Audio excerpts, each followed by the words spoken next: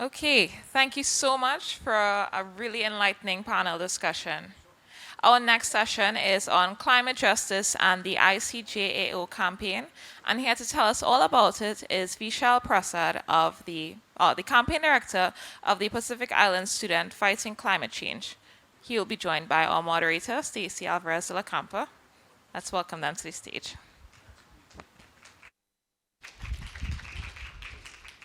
Hi, hello everyone. It's great to be here. So, as our MC said, my name is Stacey Alvarez de la Campa. I'm the Partnerships Manager at Island Innovation. I'm also the lead facilitator of our Caribbean Climate Justice Leaders Academy. And she's already introduced our amazing guest who, it's funny, way back in the day I realized I actually was helping a bit with your campaign before it got off the ground. So this is really wonderful to be here to talk to you. So just to say some few words of introduction, the climate justice movement has grown. And of course, this is evident with the formation of our own Caribbean Climate Justice Leaders Academy. But also we can see that communities are increasingly aware of the inequalities exacerbated by this climate crisis. And in this session, we're going to chat with Vishal about the growing importance of climate justice, as well as his amazing, successful campaign with the International Court of Justice for them to formulate an advisory opinion. So over to you, Vishal. Please tell us a bit about how the campaign got started and how it ended up being so successful. Thanks, Stacey. Good morning, Bulavinaka, everyone. Good to be here. To start off, I think the origin story of the campaign for an advisory opinion began in a classroom at the University of the South Pacific. It was started by 27 law students who were given a question about how can international law, more specifically, have a role to play in addressing the climate crisis. And one of the suggestions at that time was, why don't we get an advisory opinion from the world's highest court? That could have a lot of power, it can have a lot of potential, and it can really steer climate action, because we're not seeing the amount of, or the pace and effectiveness of global action that we need. And we are, on the other side, seeing a more severe impacts of climate change. And so there's a big mismatch here. And so the ICJ could potentially clarify that. And the second reason this campaign started was because there was a lack of human rights focus in climate change responses. And so the Paris Agreement, for example, only mentions human rights once, and that's in the preamble. And as we've seen through negotiations, the discussion on human rights is very weak, and there isn't anything that is anchoring that discussion further than just that one mention. And so this campaign is trying to see how climate change is connected to human rights, and what are the obligations of states under human rights obligations. So if I can just mention a bit about the substance of this campaign. Climate action has always been regulated by the UNFCCC and the Paris Agreement, and that has been failing. There are gaps in the UNFCCC and the Paris Agreement that we've seen. There's a gap in ambition, accountability, very little accountability, very little fairness and equity also built into the agreement. And so these gaps are hindering progress. And so what countries are doing is, when they are looking at their obligations to address climate change, they limit it to the Paris Agreement only. And that is not strong enough to compel action. What our campaign does, and what the ICJ campaign is trying to do, is asking the court to not just look at the Paris, look beyond the Paris Agreement. It should not be the start and end to understanding state obligations, but it is one piece in the puzzle. So state obligations can be guided by human rights law. For example, if children are being affected by climate change, their rights are being threatened, the Convention on the Rights of a Child puts obligations on countries, and those obligations should also be brought to bear on country responses and responsibilities and obligations. So that's the essential idea. And so what we needed was to pass this to the UN General Assembly, which happened in March of this year. We had a consensus adoption of the resolution that began, and with the support of a lot of partners, we were able to push through in the second phase of the campaign.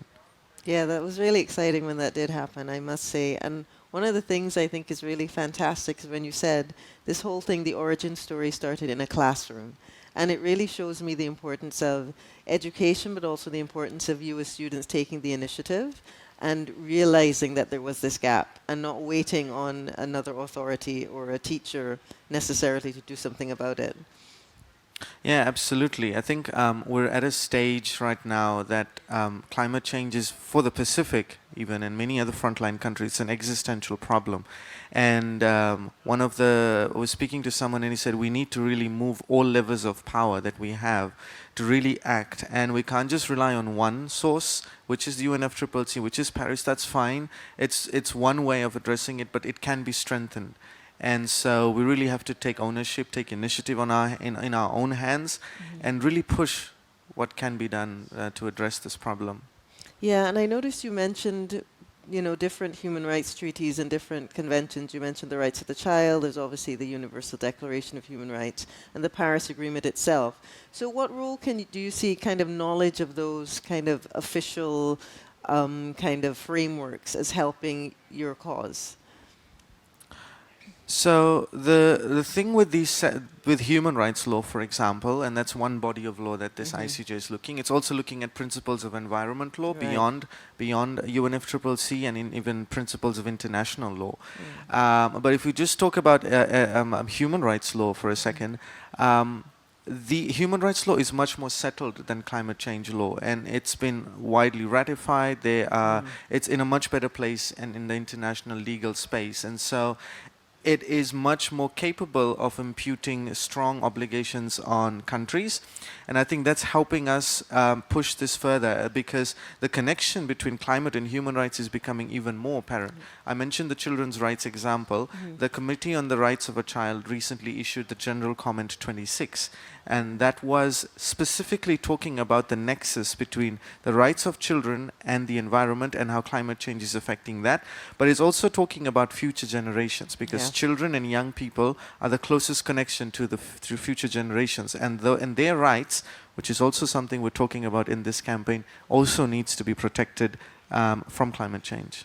Yeah, that's a good point, and it's amazing. It's reflective of, we had a group of children here yesterday to see the session of the Climate Justice Academy, which we focus on people 18 to 35, and some of these children were as young as 11, and they were so interested, and you can see the importance of voices being heard at all ages. So I think that really is something that I can see. Do you have a movement that is also focused on younger voices in the Pacific region? So at the current stage that we're at, we really are trying to prioritize the voices of young people and children specifically because we're at a submission stage. The ICJ has called for countries to make submissions to the court, and these submissions will inform the decision of the court. And so when countries make their submissions, what we want is those submissions to echo and reflect the voices of children and young people. So for example, in the Pacific, we're working with governments in some countries to include children's voice through child-led forums, for example. So getting a declaration on children through that can then be annexed to a country submission, which will then make its way to the court.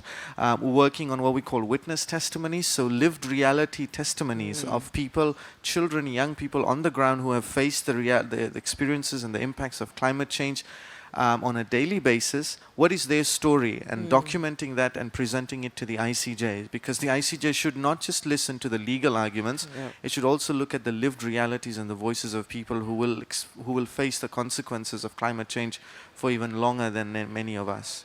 Yeah, that's really exciting from a jurisprudential point of view in law, because law, people think of it as this dry, static entity, but law, and for any law to evolve, there has to be exactly that, right? There has to be the encompassing of the lived experiences, and because law needs to reflect realities that are happening in society. And if it doesn't do that, then it can't actually serve the point of justice. So I think that's really exciting. Yeah, and I think, Stacey, the point you mentioned also brings to mind something we were thinking the other day, is that this is a chance to shape international law for generations. One of the lawyers at COP and one of the friends of our campaign mentioned this, that the ICJ, when it delivers its opinion, it's going to shape international law on climate for a generation to come at least. And it is about young people, because it's our time to shape the law that we want. We did not get the right law when we came into this world. When we were young, the legal space and legal arena was very bad. It still is, but we don't want to pass that on. And so Yeah. the ICJ has that opportunity that future generations inherit the legal frameworks and systems and state of law that is much more conducive for them to continue fighting for climate change and live in a better world.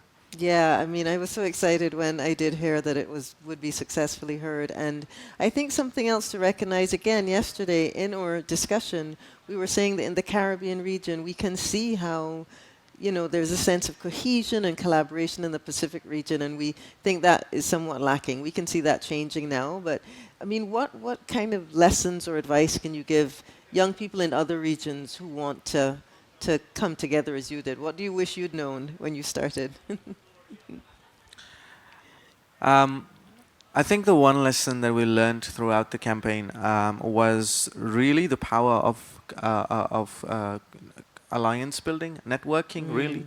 And that really strengthened us. You mentioned that when we started, we had this conversation, we were Yeah. just as small and we're trying to build ourselves until we got here. And I think I would attribute a lot of that success, a lot of that coming together to the power of alliances, power of partners who can help stand you up, who can help support you, have your back when things get tough, and also just to guide you. Because if you're a youth-led movement, you are very easily looked down upon. Sometimes you're tokenized and you're Yeah. not taken seriously. And so with the strength of alliances, with the strength of these connections that you can build, you can really make a mark. And I think we learned that through COVID-19 when the pandemic was there. We couldn't campaign as much as we'd liked. And so during that time, we built alliances, really. And that really helped us when we were finally allowed to move into spaces where we needed to be. Yeah. We had the backing of a lot of people. And I think that really also helped bring cohesion within the campaign, because one of the first things we did was unite Pacific civil society around this campaign. So 139 Pacific CSOs were the first endorsers of this campaign, and they came together and said, okay, we support this.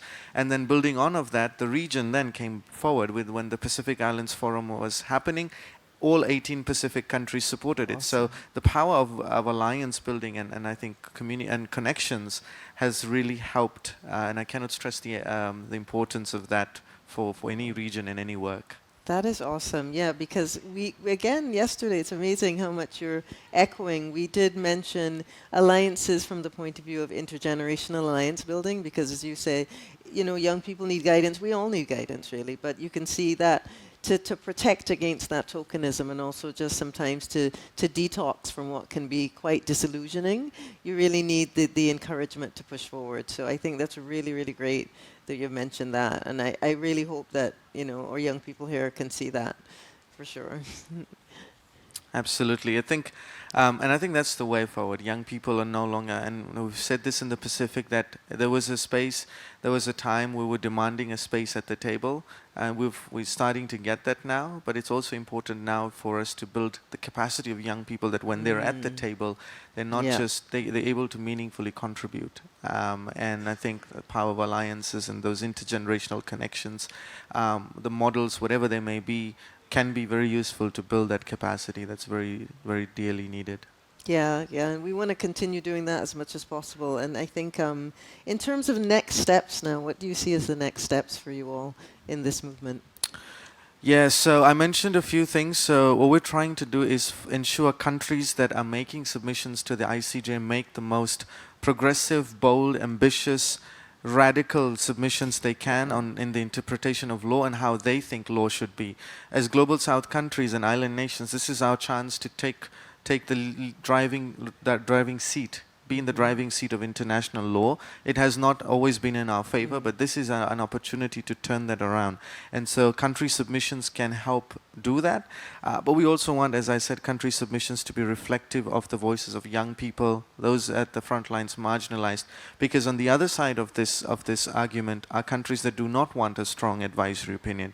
And they will be coming out with everything they've got to ensure that the international space, the international legal space, is as weak as possible so that they can continue with business as usual. One example is that a few months ago, OPEC, the Organization of Petroleum Exporting Countries, was accepted by the ICJ to make a submission. And so we will know what they will be saying about their position on legal obligations relating to fossil fuels, and that's not going to be good.